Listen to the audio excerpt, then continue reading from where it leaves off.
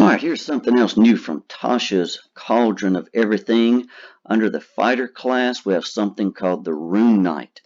Now, just about all these powers and all this information coming from and for the Rune Knight comes from giants.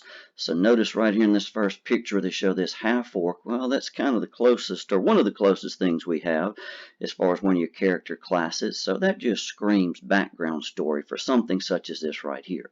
So let's see what all we've got here on the Rune Knight.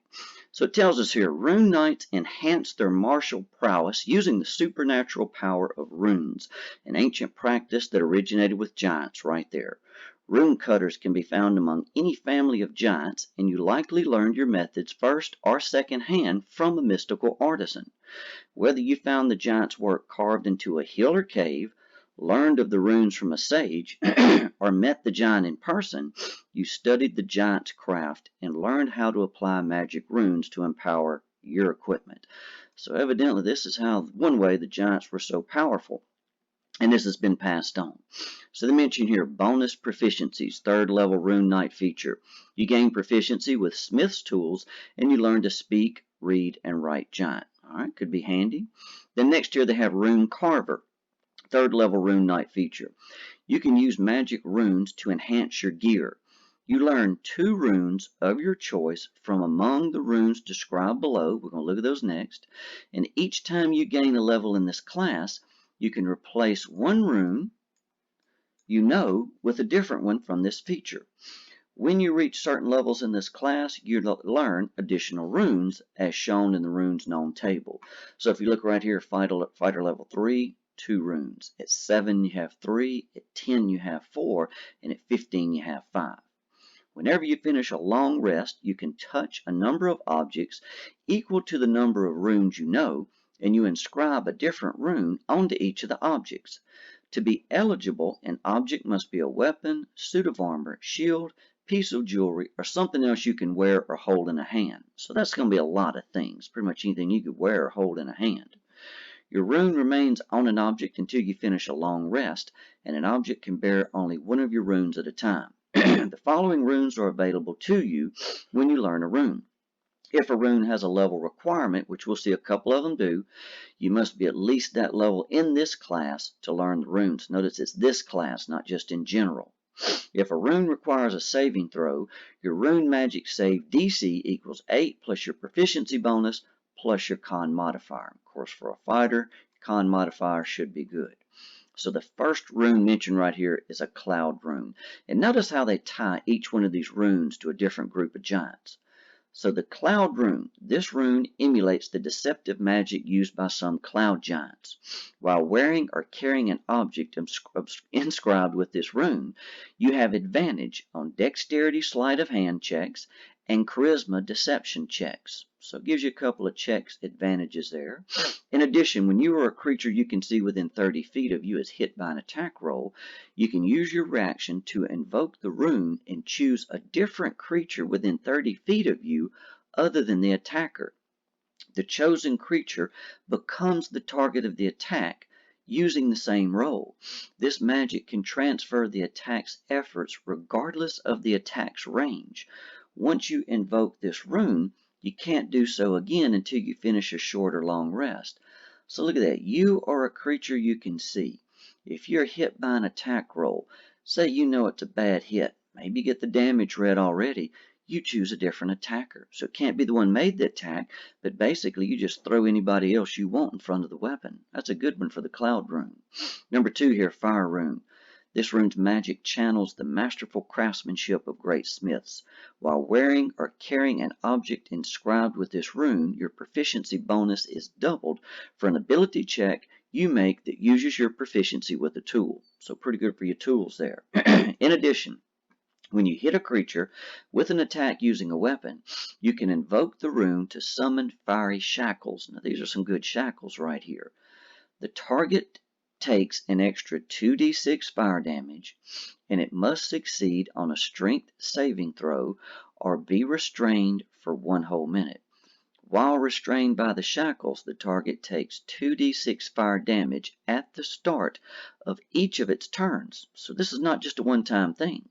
The target can repeat the saving throw at the end of each of its turns. So it's going to take the damage at the beginning, make another saving throw at the end, which would banish the shackles on a success. Once you invoke this rune, you can't do so again until you finish a short or long rest. So you got shackles, which are causing fire damage on that one. Not bad. Then we get up here to number 3, the Frost Rune. This rune's magic evokes the might of those who survive in the wintry wilderness, such as frost giants. So again, notice how a different group of giants is tied to each one. While wearing or carrying an object inscribed with this rune, you have advantage on wisdom, animal handling checks, and charisma intimidation checks. But there's always a second part to each rune. In addition, you can invoke the rune as a bonus action to increase your sturdiness. For 10 minutes, you gain +2 bonus to all ability checks and saving throws that use strength or con. So look at it, for 10 whole minutes, bonus action +2 to strength and con checks. That's outstanding. Once you invoke this rune, you can't do so again until you finish a short or long rest. Now we move to number 4, the Stone Rune. This rune's magic channels the judiciousness associated with stone giants. While wearing or carrying an object inscribed with this rune, you have advantage on wisdom, insight checks. That's a handy one there. And you have dark vision to 120 feet. So that's going to be better than a lot of things. In addition, when a creature you can see ends its turn within 30 feet of you, you can use your reaction to invoke the rune and force the creature to make a wisdom saving throw. Unless the save succeeds, the creature is charmed for 1 minute. While charmed in this way, the creature has a speed of 0 and is incapacitated, descending into a dreamy stupor. The creature repeats the saving throw at the end of each of its turns, ending the effort on a success. Once you invoke this rune, you can't do so again until you finish a short or long rest. So not bad right there. Now notice we didn't see any level requirements on the first 4, but now we get to Heal Rune, 7th level or higher.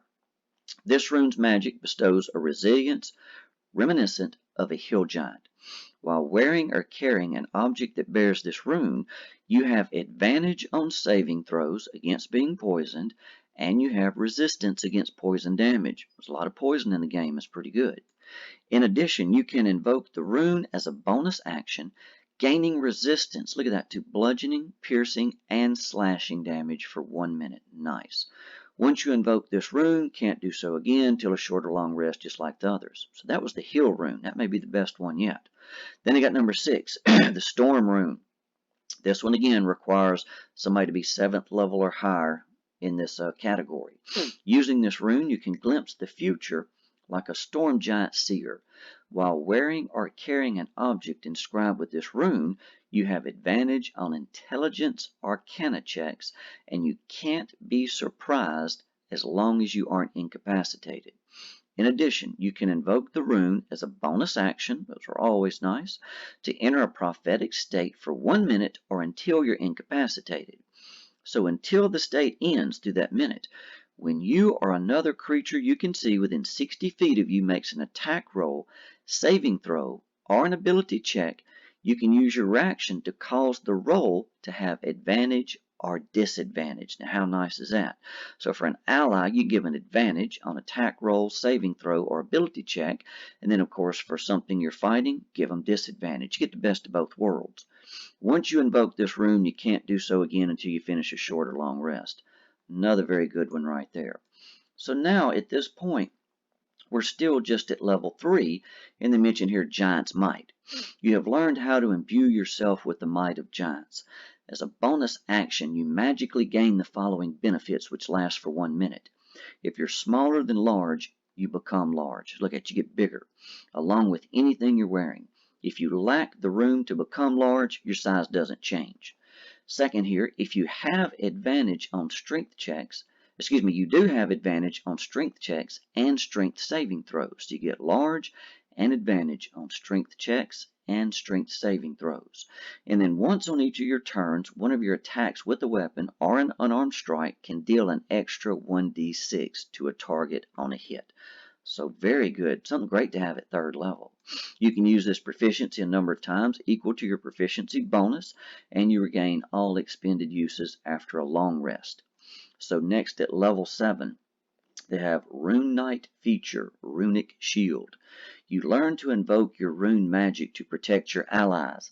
When another creature you can see within 60 feet of you is hit by an attack roll, you can use your reaction to force the attacker to re-roll the d20 and use the new roll. So how about that? Somebody in your group gets hit. Maybe it's a critical, it's a harmful spell, whatever it may be. Use that and they've got to make another roll. You can use this feature a number of times equal to your proficiency bonus, and you regain all expended uses after a long rest. So now we're up to level 10, Great Stature, the Rune Knight feature here. The magic of your runes permanently alters you. When you gain this feature, roll 3d4. You grow a number of inches in height equal to the roll. Moreover, the extra damage you deal with your Giant's Might feature increases to 1d8. Next we have at level 15, Master of Runes.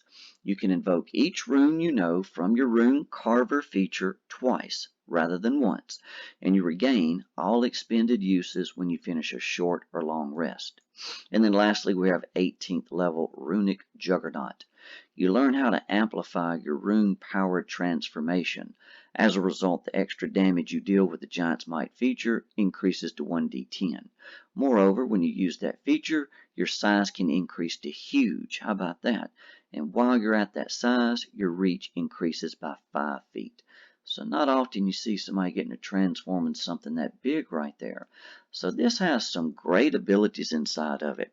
You look at all these different giant powers given with this Rune Knight. Those are some pretty good options. I think the fighters are going to like this one right here. I think this is going to be another popular one. So I hope you enjoyed the video. Until next time, good luck and good gaming.